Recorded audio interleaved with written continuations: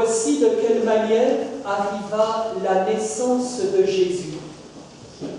C'est ce qu'a écrit l'évangéliste Matthieu à titre d'introduction pour une des plus belles histoires jamais racontées, l'histoire de Noël. Cette histoire est décrite dans les premiers chapitres des évangiles de Matthieu et de Luc dans la Bible.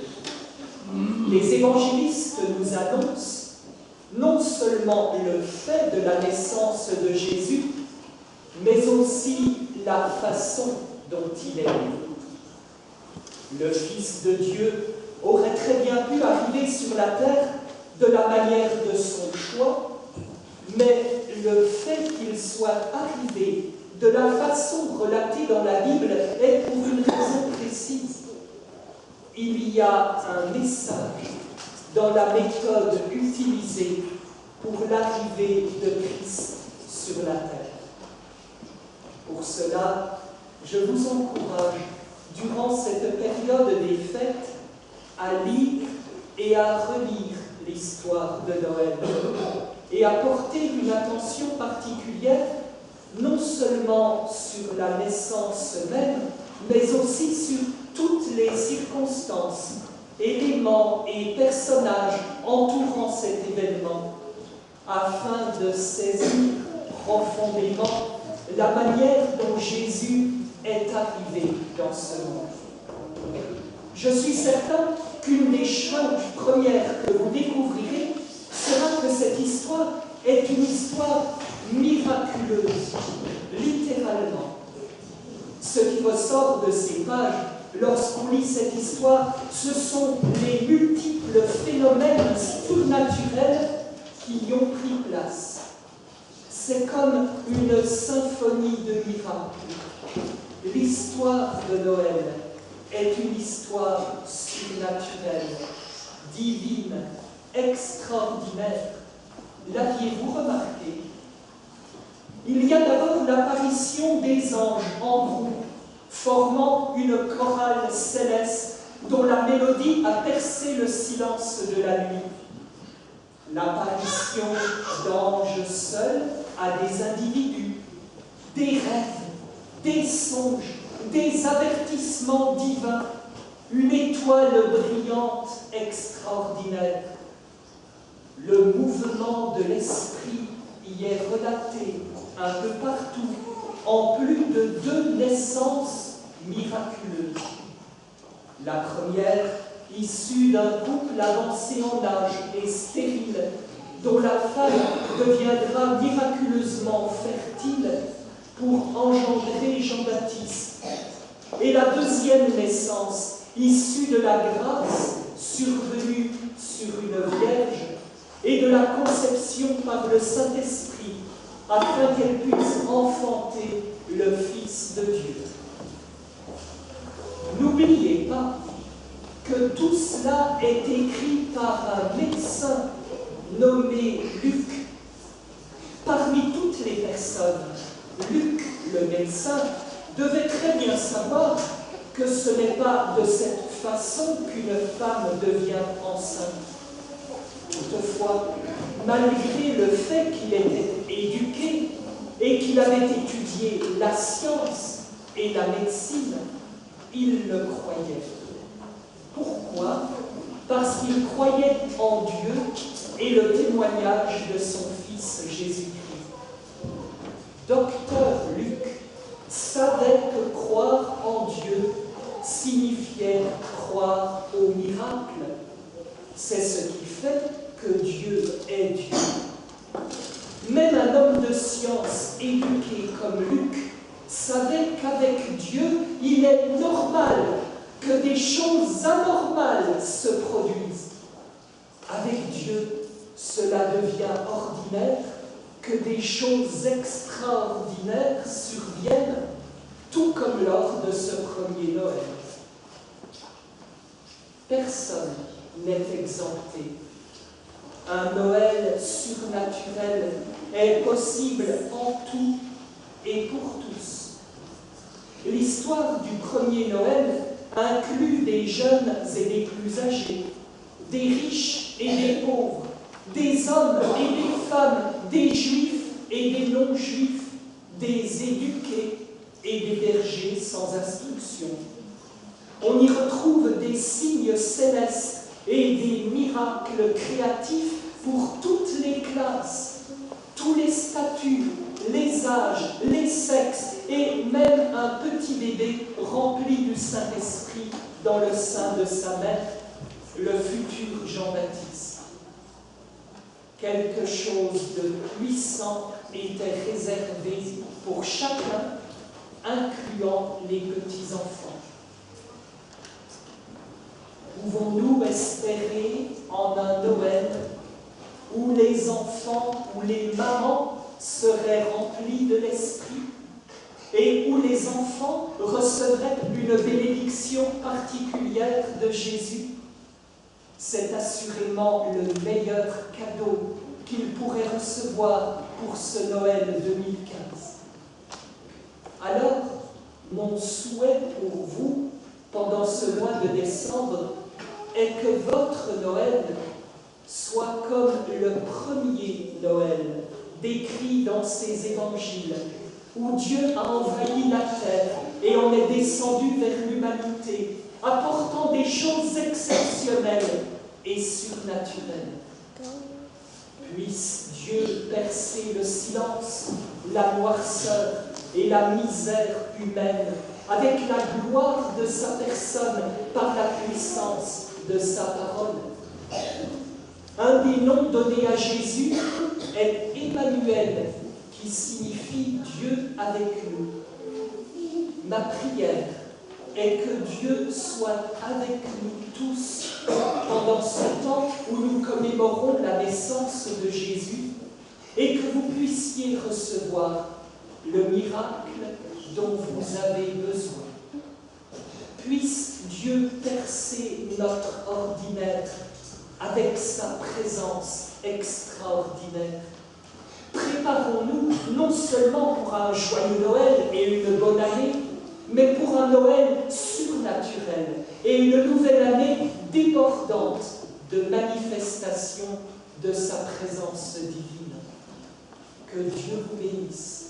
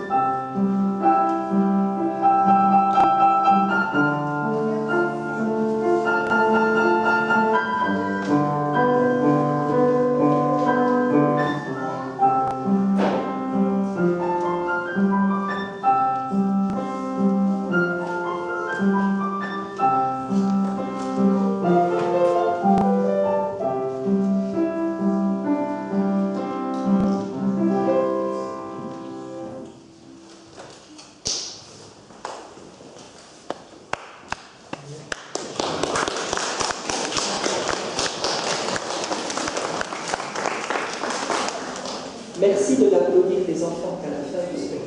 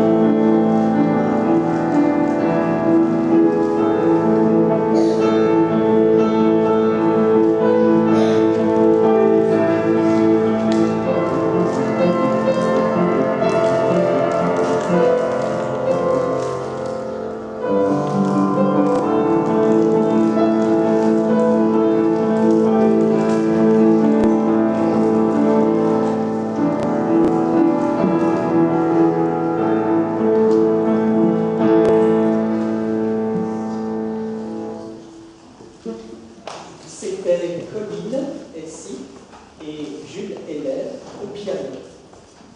Et maintenant,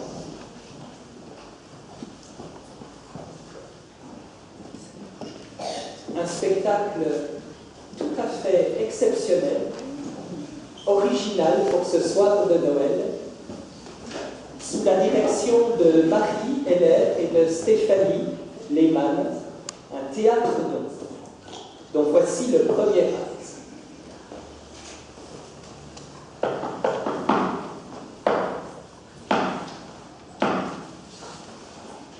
Au commencement, Dieu créa les cieux et la terre. Il dit que la lumière soit, et la lumière fut. Ensuite, Dieu créa les eaux,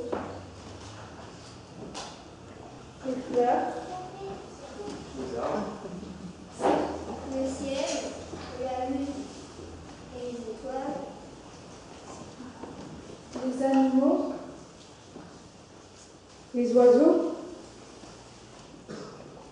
les poissons,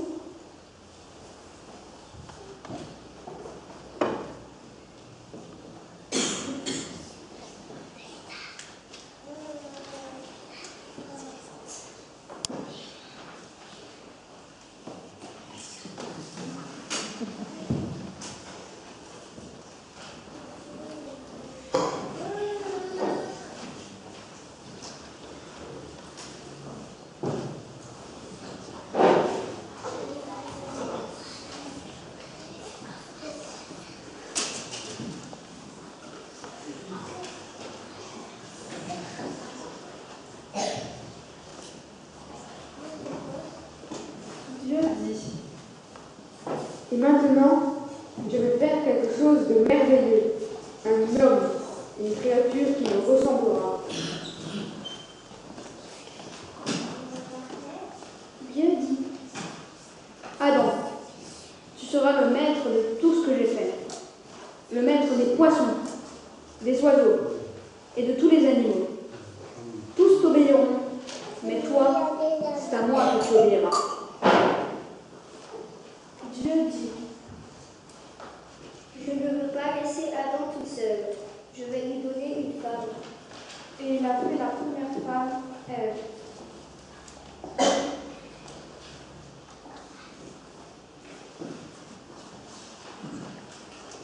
Adam et Ève vivaient dans un magnifique jardin.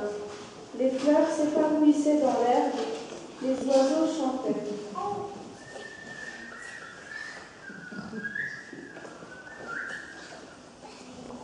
Des fruits délicieux pendaient aux branches des arbres. C'était le jardin d'Éden. Adam et Ève étaient heureux.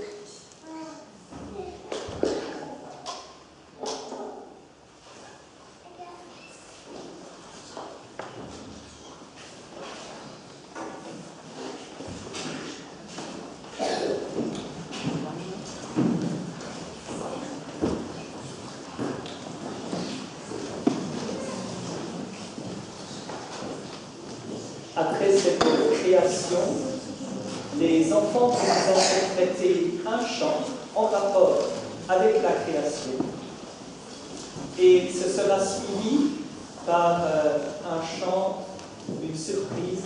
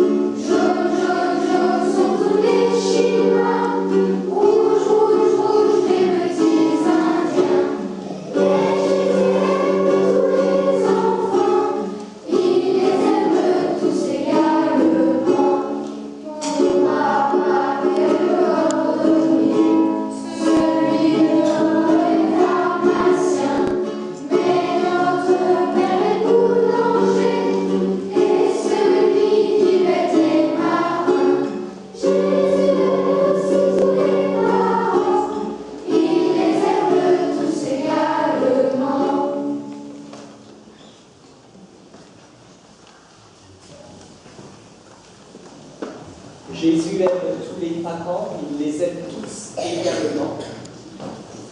Et pour montrer encore la variété et la beauté de la création, Lyrim, Chitraka, Noumena,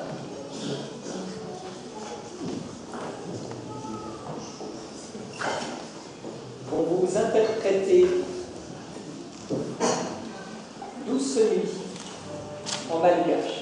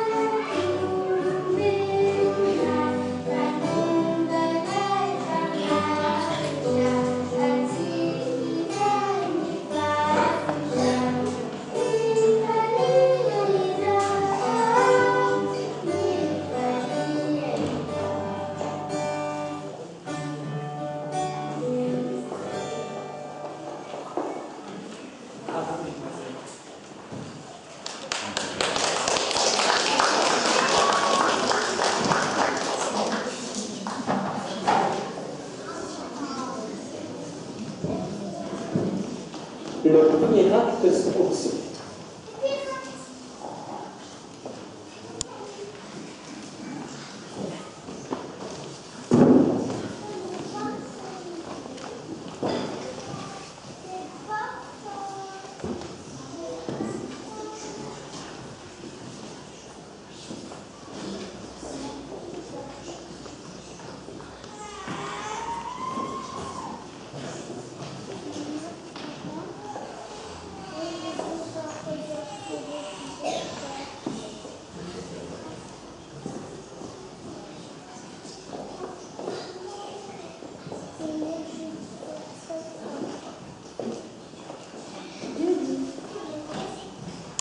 Manger des fruits de tous les arbres, sauf de celui-ci, car tu en mourrais. Par ces mots, Dieu rendait l'homme libre de lui obéir, libre de choisir sa destinée éternelle. Satan était l'ennemi de Dieu depuis très longtemps. Il était dans le serpent pour tromper Ève et Adam. Un jour, Ève écouta le serpent qui lui dit de manger le fruit des arbres.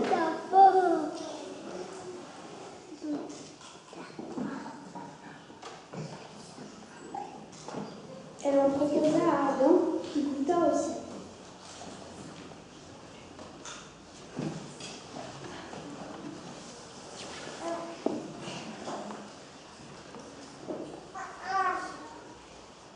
À ce moment-là, ils réalisèrent qu'ils avaient trompé la confiance de Dieu et désobéi à sa volonté. Adam et Ève ont écouté Satan. Ils ont désobéi à Dieu. Ils se cachèrent en espérant que Dieu ne les trouverait pas. Dieu les appela.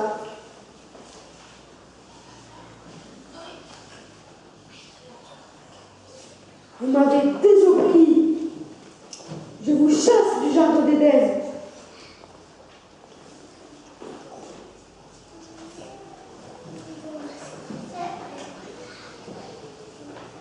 Adam et Ève étaient très tristes. Ils regrettaient leur péché et voulaient redevenir des enfants de Dieu. Du haut du ciel, Dieu les regarda. Il voulait bien leur pardonner, mais pour réparer leurs fautes, toutes leurs fautes, il fallait plus qu'un homme. Il leur dit: J'enverrai mon fils pour réparer ce monde. J'enverrai un sauveur, quelqu'un qui fera tout pour que les hommes n'aient pas un enfer, mais qu'ils aillent au ciel.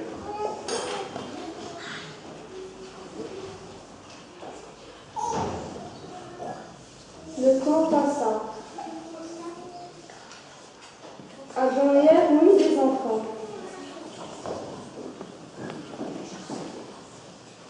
Qui ont eu des enfants.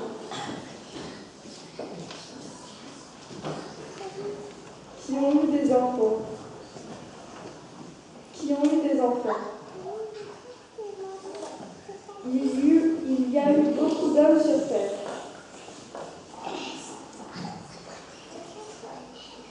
La promesse passa par Abraham, à qui Dieu a indiqué: Je te bénirai et à travers toi, je bénirai toutes les nations.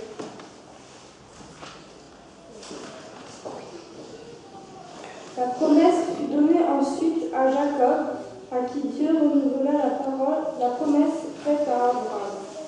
À toi et tous tes descendants, je bénirai toutes les nations de la terre. Les papas disaient à leurs enfants: un jour, le Sauveur viendra. Il nous réconciliera avec Dieu. La promesse fut donnée à David. Dieu lui a annoncé par le prophète Nathan: Je désignerai l'un de vos propres enfants pour te succéder comme roi, et j'établirai fermement son autorité. Et les enfants, quand ils étaient grands, le répétaient à leurs petits-enfants. Et beaucoup, sur la terre, attendaient le Sauveur.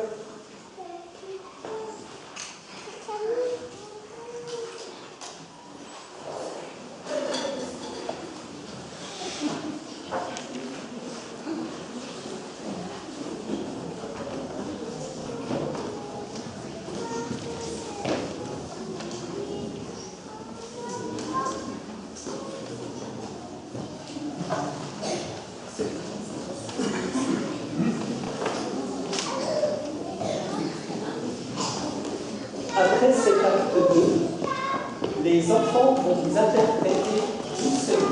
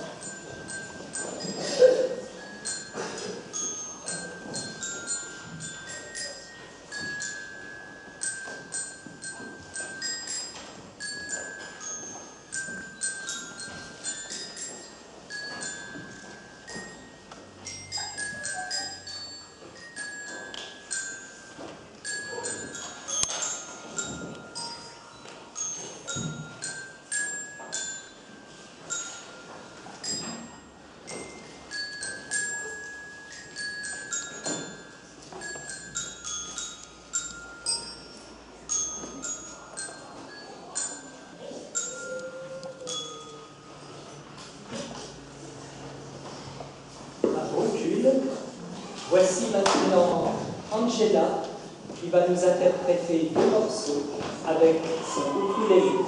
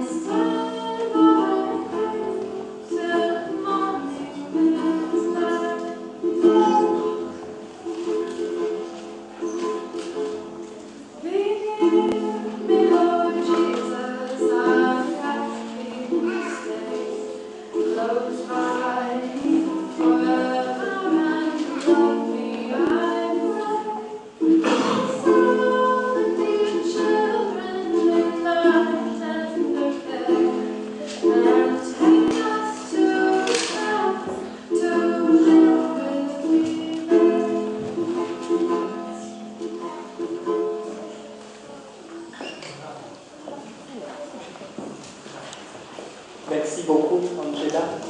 Merci aux enfants. Nous reprenons avec l'acte 3.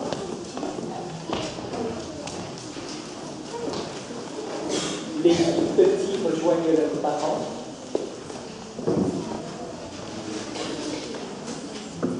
Désolé, je passe devant.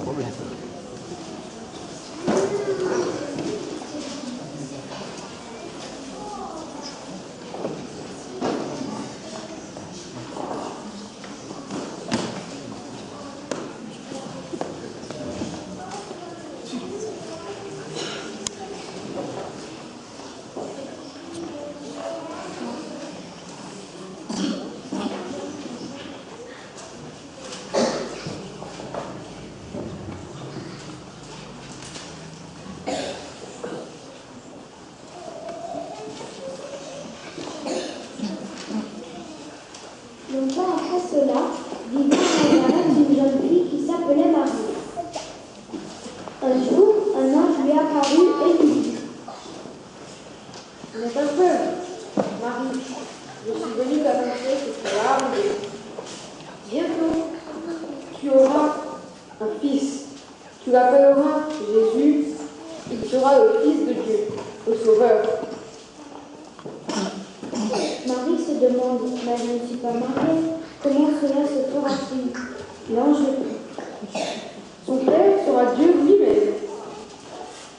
quelques mois plus tard, Marie et Joseph sont mariés. Marie attend un bébé, celui qu'on appellera Jésus. De Nazareth à Bethléem, où ils doivent se rendre, c'est un long voyage. En ce temps-là, il n'y avait pas encore de train ni de baptême. Marie fit le voyage de toute âme et Joseph marchait à côté d'elle. Ils arrivèrent très fatigués. Toutes les auberges étaient complètes. Ils trouvèrent refuge dans une étable. Ils y entrèrent sans doute.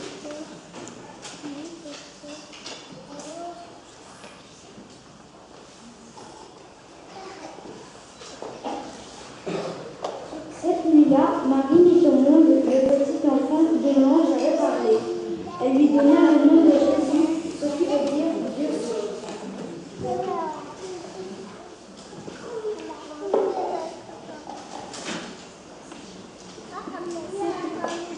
Cette même nuit, le berger gardait leur troupeau.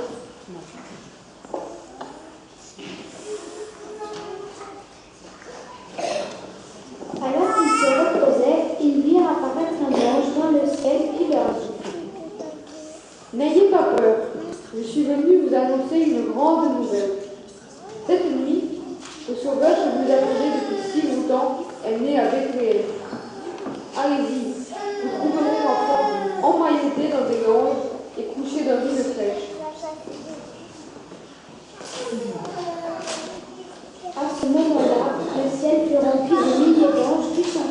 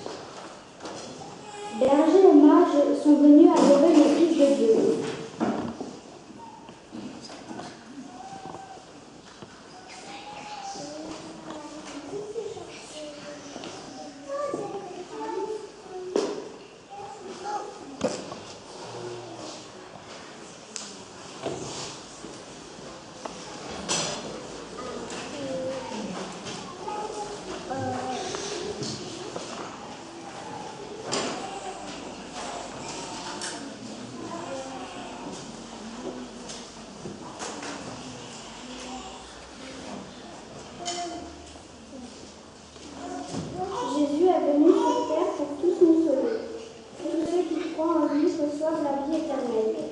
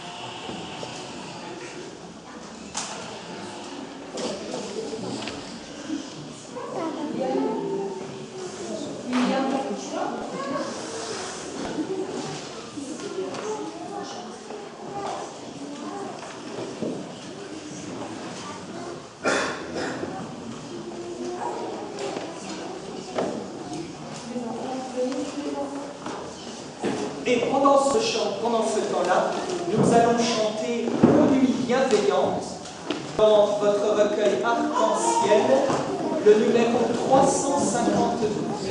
Thank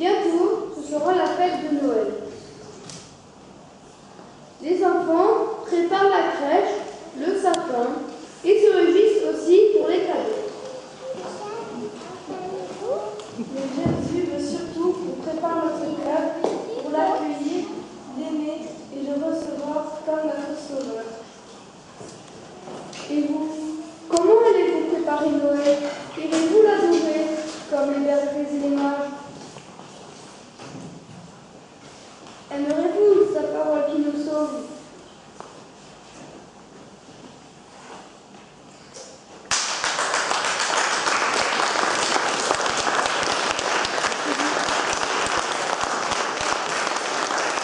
Clara.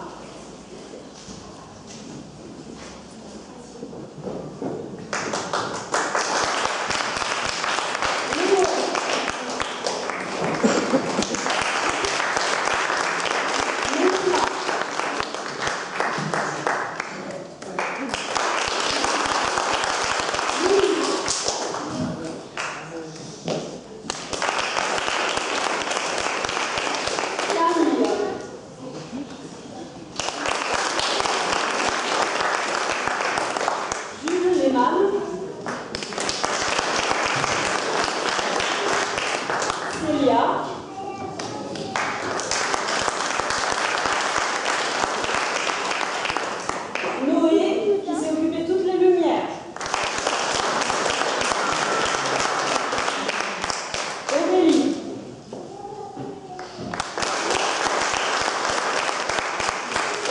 William.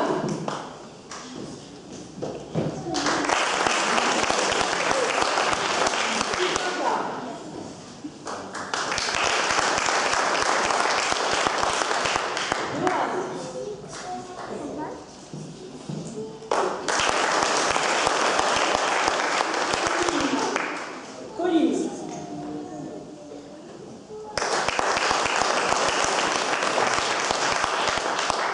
Jules Heller.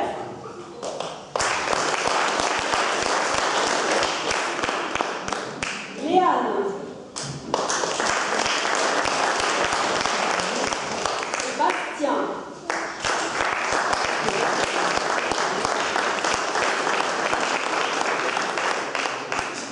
Si vous voyez qu'il n'y a pas beaucoup de place derrière, mais vous faites un fort.